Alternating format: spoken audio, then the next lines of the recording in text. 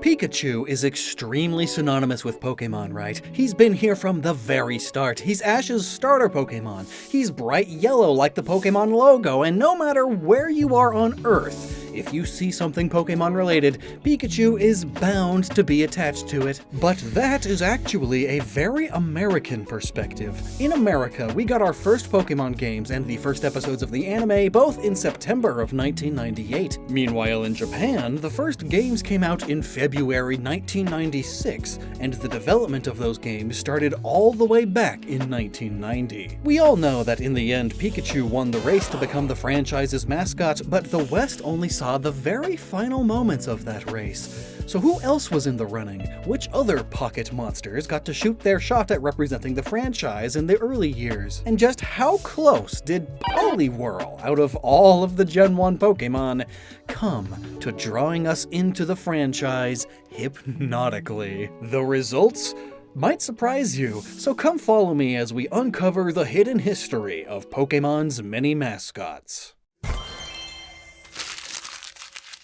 Starting at the very beginning, in 1990, in the early stages of development, this series was simply called Capsule Monsters. On the cover of the design document for the project, which was used to pitch the idea to Nintendo in the first place, there was an early form of Rhydon, making him one of, if not the first Pokemon ever made. While fans might not have ever seen Rhydon grace the cover of any games or be a significant part of the franchise's marketing, it was instrumental in helping the project that would become Pokemon Red and Green be greenlit. And its influence on the first games in the series is easy to see, as many statues of the pocket monster can be seen throughout the Kanto region's many gyms, making Rhydon almost the in-universe mascot for the Indigo Pokemon League itself, up until the redesign of these statues in much more recent games anyway.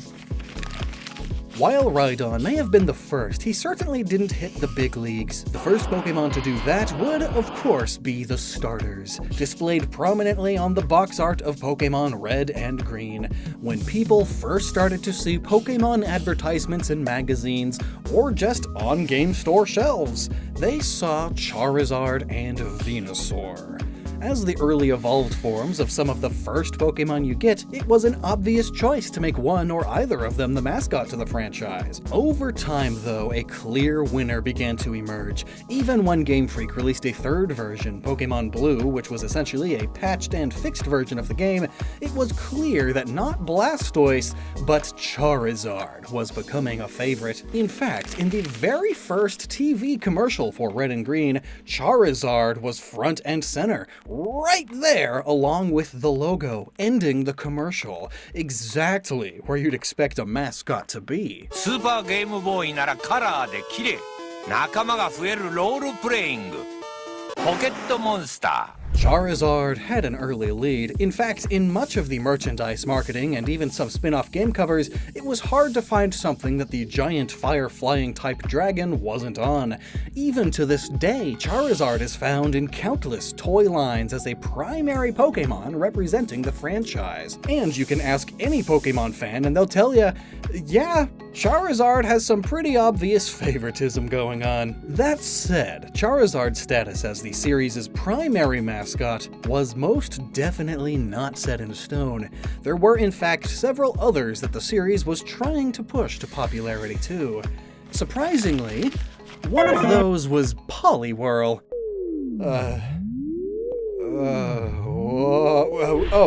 Right. Poliwhirl, a middle stage evolution Pokemon. Not the cuter Poliwag or its cooler evolution Poliwrath, but Poliwhirl. And evidence of its push made its way to the West too. Poliwhirl was a very close runner-up. It's promoted on various magazines, but that includes Pokemon's first time on Time magazine, back during the height of Pokemania. The franchise seemed to really be propping up Poliwhirl as another one of its rising stars, jumping there front and center on the cover of the world's most popular and influential magazine at the time. Also consider, in March of 1997, the Pokemon Adventure manga got its start, and Poliwag was the starting Pokemon for Red, the manga's protagonist, who quickly evolved it into Poliwhirl. From Chapter 1 onwards, Poliwhirl was a critical part of Red's team. Pikachu wasn't even the second member, he was the third, beaten by a Bulbasaur. So perhaps the starters are still in the running. And 1 year later, in Tokyo, the first Pokémon Center opened, a store dedicated solely to the sale of Pokémon merchandise. And who do we see on the logo of this store? Poliwhirl! But also Pikachu and Charmander, the Kanto starter, so hey, these may be the top 3 contenders for the mascot. And think about the plethora of dancing Pikachu mascot costumes you see today.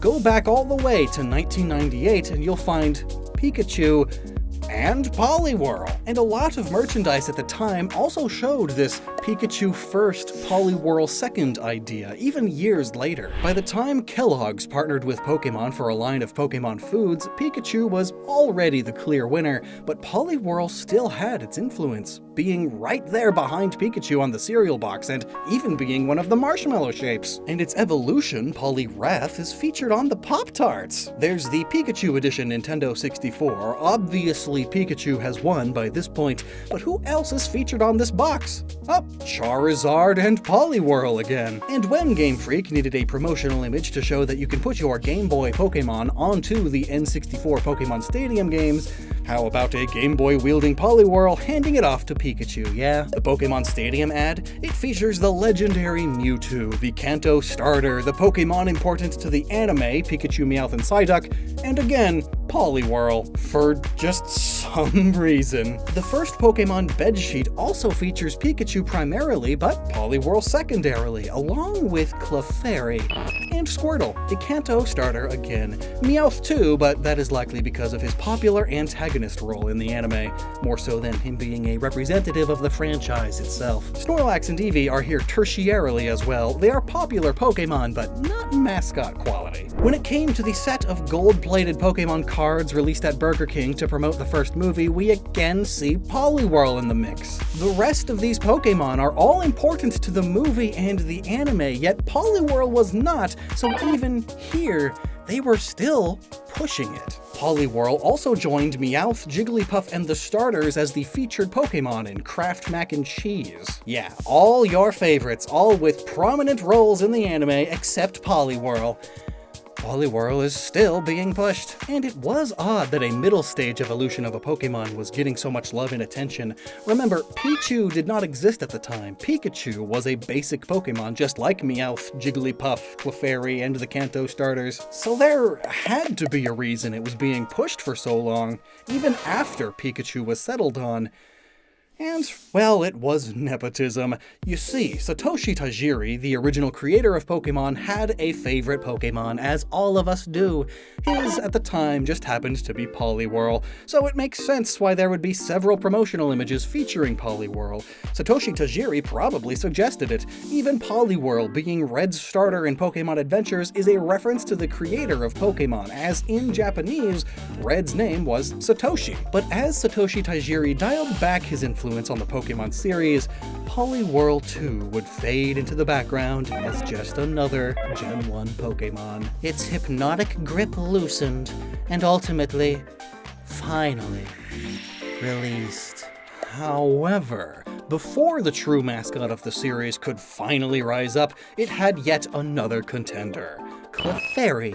Yes, Clefairy, a Pokemon that you'd assume would either be in the background of a picture with tons of other Pokemon, or just in some random cave. But no, surprisingly, the Pokemon Company had big plans for the fairy. A year before the Pokemon Adventures manga, there was the aptly named Pokemon Pocket Monsters manga.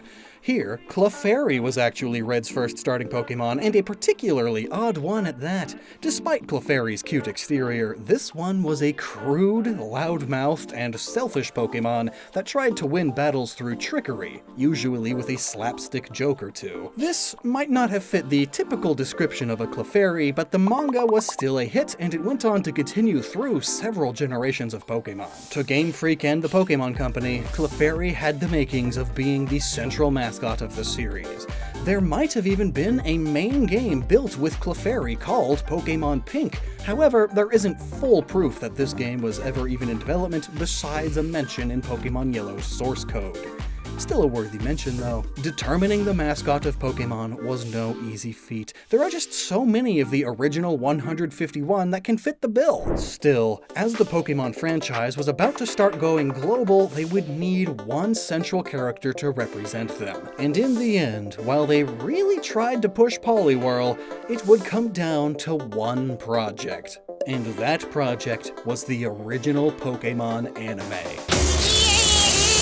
Since the anime was a whole different beast than the manga, the producers of the show were trying to find the perfect partner for their main character, Ash, who was also named Satoshi in Japan. In the end, though, there were only two that were truly considered, Pikachu and Clefairy. Clefairy was more of a character in design than Pikachu and would appeal to more magical, sparkly, fairy-loving young girls.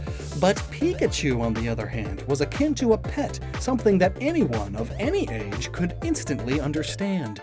Pikachu was an easy character to sell the idea of Pokemon on, but there was a hidden history with the pocket monster that truly cemented this decision. To find that, we have to reverse time again and go all the way to the development of Red and Green, or specifically, the halfway point. It's here that Game Freak had just invented the idea of types, and needed a design to go with the idea of electricity. Designer Atsuko Nishida was tasked with this, and inspiration struck soon after. Before even drawing it out on paper, she went to her computer screen and punched in the sprite, giving Pikachu its original dumpling-like design. But Nishida wasn't finished, as fellow designer Koji Nishino, the living inspiration behind Snorlax, and designated cuteness supervisor, continued to tell her to revise it until he was satisfied that it was cute enough. Throughout this process, Pikachu had become his favorite Pokemon, and Nishino wanted to ensure that he was one of the few people who would be able to catch it. So he deliberately made Pikachu a rare Pokemon towards the beginning of the game. In the Viridian Forest, one of the first places the player would reach, Pikachu only had a 5% encounter rate. This meant that if some kid was able to catch one, it was probably one of the rarest Pokemon they could have. And when something is hard to get, more people want it. So strategy guides and school ground rumors about how to get Pikachu were plentiful after Red and Green's release. Nishino's plan had the opposite effect of what he wanted. Everyone was on the hunt for Pikachu, and Pikachu's rising popularity in Japan had reached the producers of the anime, making it clear that the Yellow Mouse had to be their star. And the rest was history. The Pokemon anime was the first bit of Pokemon media to arrive from Japan to America, beating out the games by a few weeks, meaning Pikachu was right there in the center of it all. If an American saw Pokemon, they saw Pikachu. If someone thought about Pokemon, Pikachu was usually on their mind. Pikachu even starred in 2 games of its own around this time, Pokemon Yellow and Hey You Pikachu. The anime would even go on to run for over 25 years, with Pikachu always playing the starring role. And even when Ash and Pikachu finally left the protagonist role and a new protagonist was introduced in 2023, the anime producers had to make sure a different Pikachu was still in the spotlight. This time, a Captain Pikachu. Pikachu was and is everywhere. The brand and the Yellow Mouse were and are inseparable. Pokemon had finally found its true mascot. But could you imagine if it was Poliwhirl? Like, egad. But before we end this video, here's a fun fact. When Game Freak was first bringing Pokemon over to the West, Nintendo of America tried to make some changes to some Pokemon's core designs because they were too cute for the American audience.